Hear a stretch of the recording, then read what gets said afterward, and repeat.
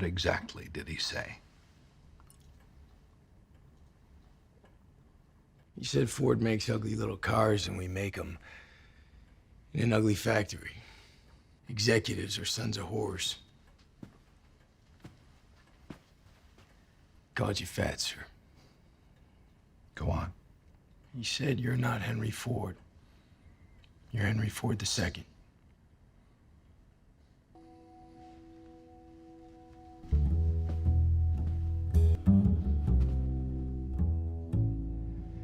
I want the best engineers, best drivers.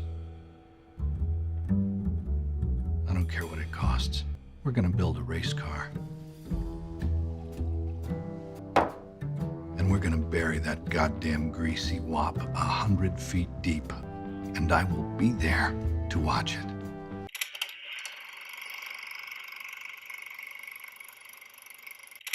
Godzilla Minus One is the 37th Godzilla movie and the 33rd Japanese-produced Godzilla movie in the franchise. And I might as well add that it's by far the greatest Godzilla film of all time. So you might be asking yourself, but Enzo, how is this possible? How did Japan make the best Godzilla movie with a budget of only $15 million, whereas the American Godzilla movies have budgets of upwards to $150 million? Well, that's exactly what I'm going to be discussing in this video today, and I encourage if any Hollywood execs are watching, and we know that you are, to take notes because they've definitely been outclassed by the Asians once again.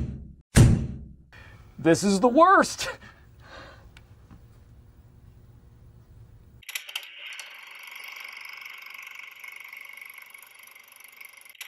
So if you guys have been watching my channel for a while, you know that I'm a huge fan of Philmento, and I really like his book, Anatomy of Film Perfection, which if you haven't gotten, you should definitely check it out. But let me read you an excerpt from chapter 9 about monsters. Philip Mentos writes, "A monster is worth more than its body only by standing in place for something. What does the monster represent for the hero? What inner demons does the hero defeat by defeating the monster?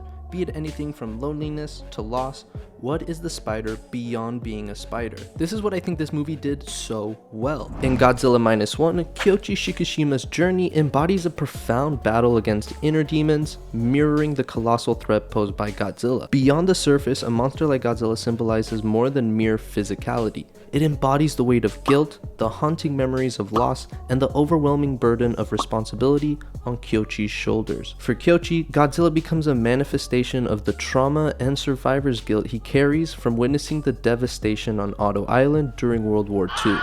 Throughout the narrative, Godzilla stands as a representation of Kyoichi's inner turmoil, a metaphor for the haunting memories and emotions he grapples with daily. And Kyoichi's battle against the monster at the end transcends the physical realm. It's a psychological confrontation, an attempt to overcome the guilt that has haunted him for years. The new Godzilla movie takes a bold step away from the traditional focus solely on monster mayhem and breaks this trend by interweaving compelling human storylines that actually resonate. Because in the realm of Godzilla films, the colossal battles between towering monsters have historically been the main attraction. I mean, let's face it, the allure of witnessing these titans clash in epic showdowns is undeniable. And look, I get it, I'm just as guilty as everyone else. I will flock to these cinematic spectacles just for the sheer thrill of seeing Godzilla's immense might, and maybe the potential of seeing multiple monsters fight as well. However, even though the true allure lies in the monstrous showdowns and the adrenaline rush of witnessing these towering titans duke it out, narrative intricacies and character development can still enhance the experience, which historically speaking have usually been the downfall of most Godzilla films. And yes, while the heart-pounding action and massive monster clashes are still central, there's a refreshing emphasis on characters we grow to love and relate to. This shift elevates the film beyond just city-stomping giants and gives depth and dimension to the narrative,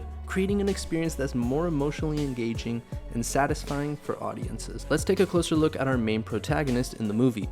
In Godzilla Minus One, Kyoichi Shikishima undergoes a profound character transformation, driven by guilt, redemption, and sacrifice. Initially introduced as a kamikaze pilot in World War II, Kyoichi survives after feigning technical issues with his plane and lands on Odo Island, where he witnesses Godzilla's destructive rampage leading to the deaths of his comrades. Now this is super important because this is what sets up the theme of the movie. He is told to go in his plane and use the big gun to shoot at Godzilla, but when he goes there, he freezes, and Godzilla ends up killing all of them. This survivor's guilt haunts Kyoichi, shaping his life for years after the war. Later, Kyoichi has built a life in Tokyo, haunted by the memories of that fateful night. He has a relationship with Noriko and has adopted Akiko, a child orphaned by the bombing of Tokyo.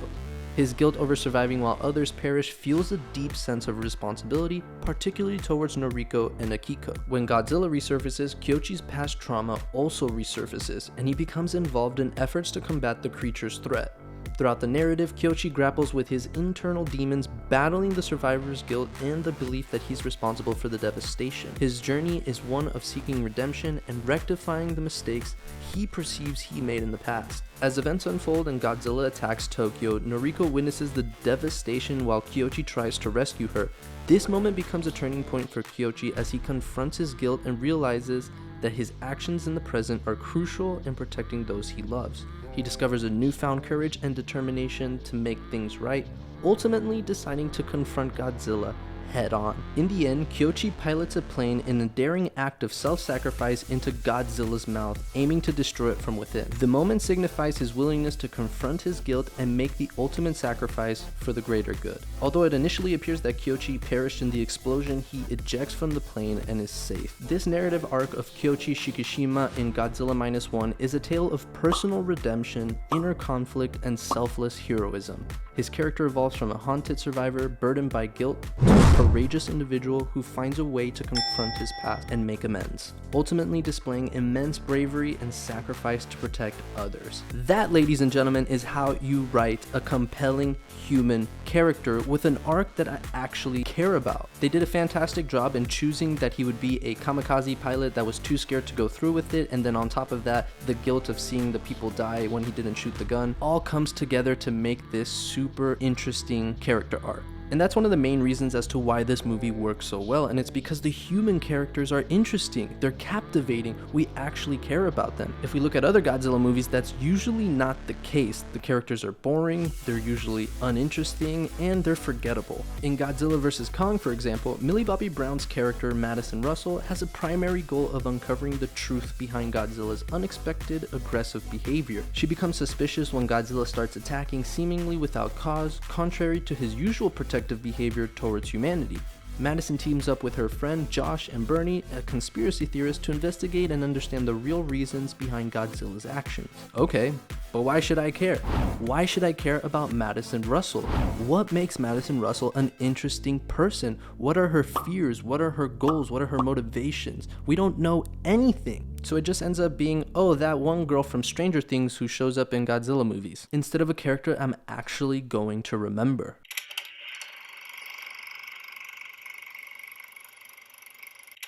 Godzilla's impact as a character significantly heightens when he takes on the role of the primary antagonist rather than being portrayed as an anti-hero. And let me tell you why. First of all, his origin is that of a villain, not an anti-hero. In the original film, Godzilla was introduced as the destructive force, the villainous embodiment of nuclear devastation. His emergence was a visceral representation of the consequences of human folly, specifically nuclear warfare.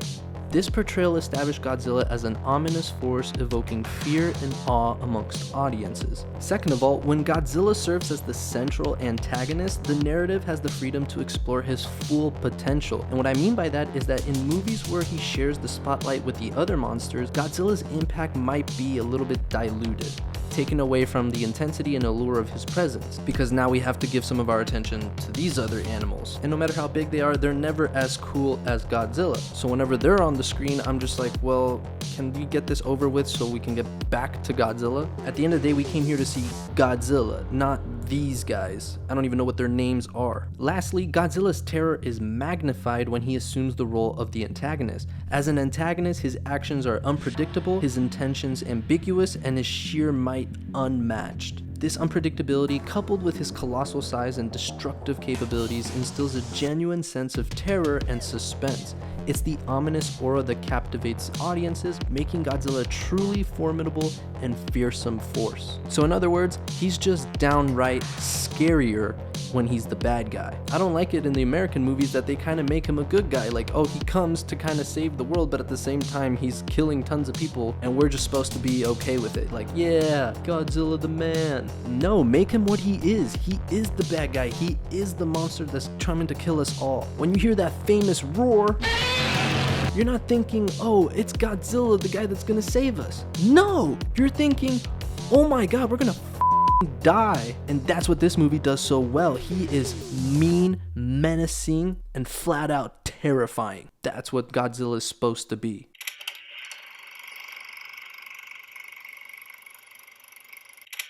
The last thing I want to touch on in this video are the effects. They're so freaking good, and it's done on a budget of $15 million, which makes me do the math now on these budgets, and I'm just trying to come up with a formula to realize where did all that money go. And guys, my calculations are not making sense. Wait a minute. Is this money laundering business going on here? Is that what's happening? I'm just kidding. I don't want to get demonetized. That was a joke, guys. That was a joke. But yeah, the effects are spectacular in this movie. I don't think Godzilla's ever looked cooler. Just look at these scenes in the water. They're absolutely flawless. And when he's in the smoke, I cannot say enough good things about this, but he is absolutely wonderful in this movie. And on top of all that, his nuclear blast is the best out of any Godzilla movie we've seen so far. I mean, it is like an actual atomic bomb going off when he uses it. It is loud, it is intense, you feel the wind as the blowback aftershock comes in. We truly have to tip our hats off to the Asians this time. They made the best Godzilla movie out there, and this Godzilla is the GOAT.